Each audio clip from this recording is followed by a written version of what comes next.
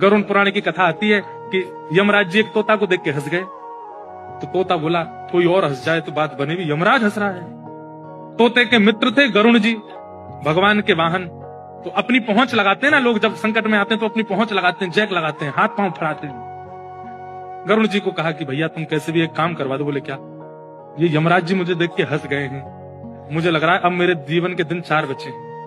तुम कैसे भी भगवान से कहकर के मेरी जो जीवन अवधि है उसको बढ़वा दो, क्योंकि मुझे पता है कि ये यमराज जी तभी हंसते हैं जब किसी को उठाना होता है। गरुड़ जी बोले भगवान से बाद में बात करूंगा, पहले तुम मेरे पास आओ, बैठो मेरी कमर पे। गरुड़ जी उड़ा करके उनको 7 समुद्र पार एक गुफा में ले गए और वहां भीतर ले जाकर के छोड़ दिया। बोले यहाँ रहो, यहाँ कोई नहीं आएगा, और ये 2-4-10 दिन यहीं बैठे रहना, सब ठीक हो जाएगा अपने आप। और मैं जाके भगवान, मैं यमराज जी से बात करता हूँ, भगवान को छोटे काम के लिए क्यों बोलना, मेरी पहुंच तो सब जगह है। मैं भी रसातल में जाके यमराज जी से कहता हूँ तुझको नहीं लेके जाएंगे, ठीक है? तोता बड़ा खुश हुआ, बहुत बढ़िया है, मैं यहीं रह लूंगा 4-5 दिन। यमराज जी के पास गए सीधे गरुड़ जी। गरुड़ जी तो भगवान के वाहन है, सब खड़े होते हैं, उनको देख के यमराज जी बोले आइए आइए। कैसे आए? बोले हम बस एक बात कहने आए हैं, फिर हमको जाना है वैकुंठ।